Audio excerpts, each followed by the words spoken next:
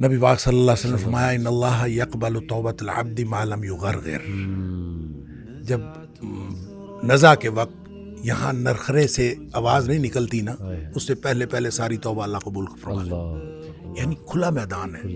اور جب آپ نے توبہ کر لی اس وقت کہ پتہ کیا ہوگا، التائب من الذنب کمن لا ذنب لہ. گناہ سے توبہ کرنے والا ایسا ہے جیسے اس نے گناہ کیا ہی نہیں، فوراً ہی کھاتا صاف کلیئر.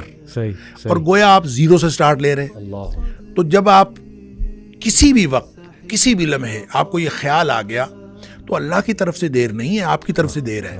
اللہ کی طرف سے تو ہر وقت وہ کھلا ہے معاملہ. بالکل صحیح. اب دیکھیں یہ جو توبہ ہے نا، یہ اتنا بڑا عمل ہے، یا یوں کہہ لیجئے کہ اتنا بڑا یہ استحقاق ہے، یہ پچھلی امتوں میں نہیں تھا. صحیح. اور وہ واقعہ ہم پڑھتے ہیں حدیث کے اندر، بخاری شریف کے اندر یہ ہے واقعہ کہ وہ نبی پاک صلی اللہ علیہ وسلم نے بتایا کہ ایک شخص نے 99 قتل کیے تھے. جی ہاں. وہ کیا ڈھونڈ رہا تھا؟ صحیح. حل لہ من توبۃ، کیا کوئی واپسی کا رستہ ہے؟ بالکل صحیح. بالکل صحیح. وہ حدیث کے الفاظ ہیں. جی ہاں. حل لہ من توبۃ، وہ پوچھتا تھا کیا اس کے لیے کوئی واپسی کا رستہ ہے؟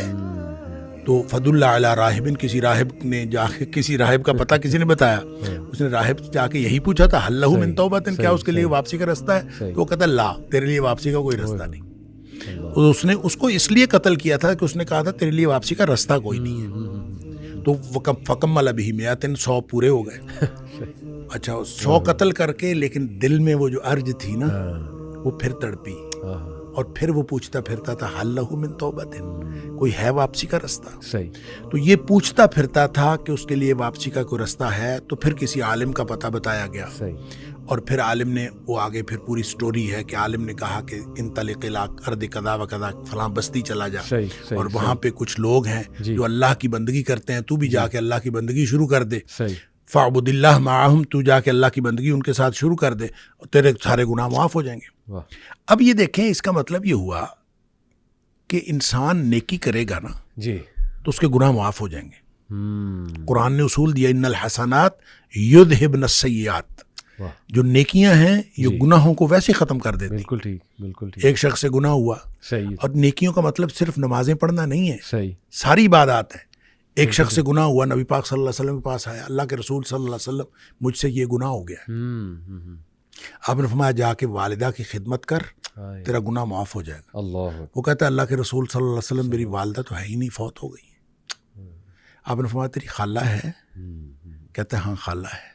آپ نے فرمایا جا کے خالہ کی خدمت کر، تیرا گناہ اللہ تعالیٰ معاف کر دے. سبحان اللہ. اب دیکھیں یہ کیسی کیپیسٹی ہے اور کیسی گنجائش ہے جو ہمارے لیے واپسی کا رستہ رکھا ہے. اور یہ ایسے نہیں ہے، میں یہ کہا کرتا ہوں کہ یہ رحمت للعالمین کا انتخاب ہے اور اللہ کی رحمت ہے. صحیح. جو دروازہ ہمارے لیے توبہ کا کھلا ہے، اور اس کی بھی تفصیل نبی پاک صلی اللہ علیہ وسلم نے بتائی کہ ایک دفعہ کفار مکہ نے نبی کریم صلی اللہ علیہ وسلم سے یہ خواہش کی تھی کہ آپ نا اللہ سے دعا کریں کہ یہ صفا کی پہاڑی سونے کی بن جائے. اچھا. اگر یہ پہاڑی سونے کی بن گئی نا تو ہم سارے مسلمان ہو جائیں گے. صحیح. اب نبی پاک صلی اللہ علیہ وسلم کا تو یہی مطمع نظر ہوتا تھا کہ سب لوگ جو ہیں جہنم سے بچ کر جنت میں جانے والے بن گئے. لہٰذا آپ نے فوراً اللہ سے دعا کر دی کہ یا اللہ صفا کی پہاڑی سونے کی بنا دے.